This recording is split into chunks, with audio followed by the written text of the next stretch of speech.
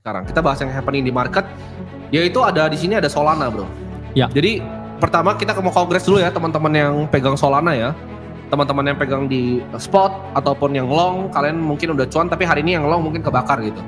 Karena dia sempat koreksi lumayan dalam Solana. Ya. Nah, Solana itu gimana bro? Lu lihat pergerakannya kan kita sebenarnya dari awal tahun itu sekitar 16 kan per dolar, sekarang udah sekitar 100-an lebih, bro. Jadi Solana ini naik udah berkali-kali lipat, bro. Jadi teman-teman mungkin udah banyak yang cuan dari Solana. Apa yang lu lihat dari Solana? Solana, bro. Kita lihat coba chartnya Solana. Oke, jadi bisa ditunjukin ya di layar saya. Jadi Solana ya kita lihat ya ini bener-bener price action yang bener-bener up only, bro. Ya. Up only. Dan buat teman-teman juga ya, for your information ya, ini saya bisa dicek ya di Twitter. Itu saya udah bullish ya Solana itu sejak 26 Januari. Jadi saya sempat nge-tweet ya kalau Solana bakal ini nyusul Aptos ya bentar lagi. Oke. Karena waktu itu memang yang pumping duluan APT ya. Ya. Dan Aptos semenjak duluan, kan? ya semenjak saat itu saya bullish ya dengan Solana ya. Dan kalau di sini ya kita lihat ya ini chartnya. Oke, ini ada sedikit kendala, bro. Oke. CSL-nya belum ini ya, belum muncul ya. Gimana jadi CSL bisa? Iya, oke. Oke, udah kelihatan? Tadi belum muncul ya. Nah, ini dia. Tadi kendala teknis ya, kendala teknis. Ya. Oke, lanjut bro. Jadi dari apa yang ya kita sampaikan juga ya, Solana apakah ini waktu yang tepat ya untuk membeli ya? Sebenarnya kalau membeli Jangan lupa join komunitas kami di WhatsApp. Segera temukan teman bisnismu di sini. Kalian dapat berinteraksi dan belajar di sini lewat program dan insight menarik yang kami bagikan setiap harinya. jujur ini ya bro, terlalu udah overextended ya chartnya karena kita udah ada di range harga 100 ya. Iya. Dan year to date-nya sudah naik ya lebih dari 10 kali lipat. Jadi daripada kita betting on Solana ya kita lebih baik betting di beberapa koin ekosistemnya Solana ya, karena koin di ekosistemnya Solana itu masih sangat menjanjikan ya kalau kita bilang ya. Dan ini juga kita lihat ya data dari token terminal. Ini bener-bener Solana ini secara laporan keuangan ya bro. Iya. In the last 30 hari itu revenue mereka ya, ini yang tercatat ya, ini meningkat 133%. Jadi selama 30 hari Solana ini membukukan revenue 3,44 juta dolar. Jadi revenue-nya itu ya masuk ya ke dalam salah satunya juga adalah gas fees ya yang dibayar, yang mana meningkat ya 133%. Jadi hampir 7 juta dolar ya selama 30 hari terakhir gas fee yang dibayarkan ke Solana ya untuk para dijen-dijen ini bermain ya. Jadi hampir ya 7 juta dolar untuk fee. Jadi secara ekosistem Solana ini memang menarik ya dan juga menjanjikan.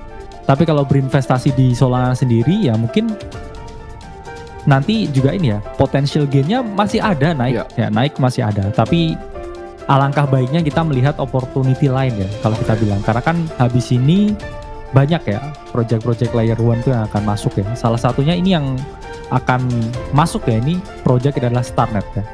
Jadi Starknet ini adalah layer 1 juga ya, yang mana banyak yang bilang ya menggadang-gadang ini akan besar loh.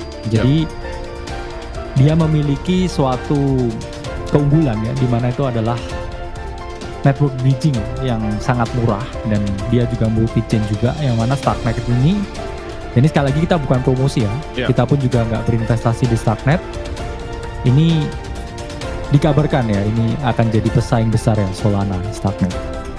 Nah ini kita ngomongin soal narasi layer 1 bro, kita mungkin balik ke kapal besarnya yaitu Ethereum ya bro ya. Kita kan bahas di beberapa margin call sebelumnya, yaitu di mana Ethereum itu kita lihat sekarang kondisinya agak unik, di mana gas fee-nya gue lihat transaksi orang turun terus bro. Dan gini, problemnya bukan cuma pemakaian user yang di luar bro, tapi para developer.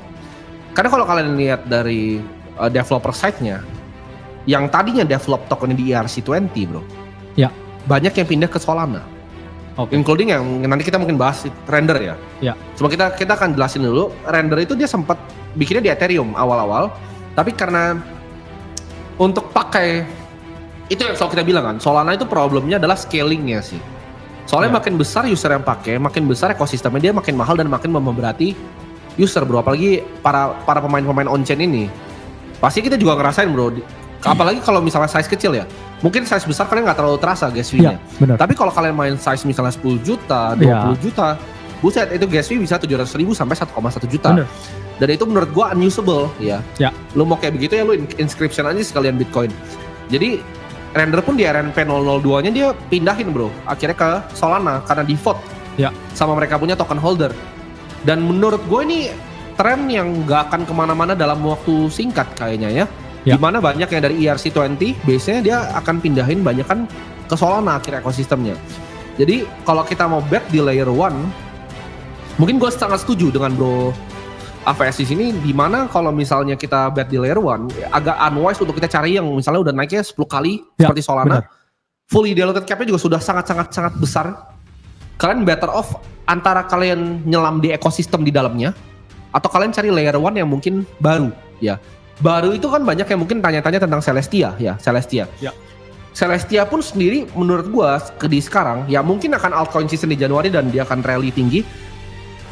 Tapi kalau untuk nambah barang yang berat, gua setuju unwise. Kalian mending cari yang ada di dalam ekosistemnya Solana atau kalian cari naratif yang lain di luar layer 1 atau layer 1 yang benar-benar baru. Yang bisa jadi pesaingnya Solana gitu, bro. Dan gue lagi nih Solana tuh naik sampai 100 itu banyak dipicu oleh naratif-naratif yang sebenarnya orang bilang lucu kan, sebenarnya contohnya seperti meme coin di Solana. Itu gimana pandangan lu terhadap banyak kan ini yang meme coin? Akhirnya banyak yang listing di KuCoin dulu, listing di Binance, lalu habis itu jatuh berantakan.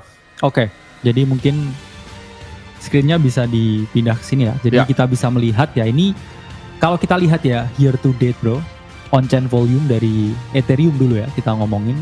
Ini bener-bener flat bro, dimana dari Januari ya 2023 sampai Desember 2023 ini volumenya nggak bisa ya menembus angka lebih dari 4 billion US dollar ya.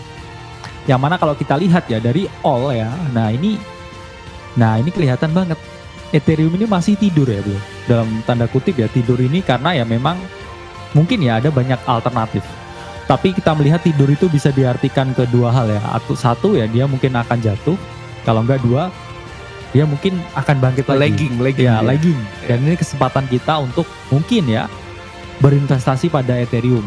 Ini kalau kita lihat ya on-chain volume. Dan ini ya kita lihat dari data Statista ya. Ini fee-nya Ethereum ini drop banget bro. Dimana kalau kita lihat ya ini di 2020 ya.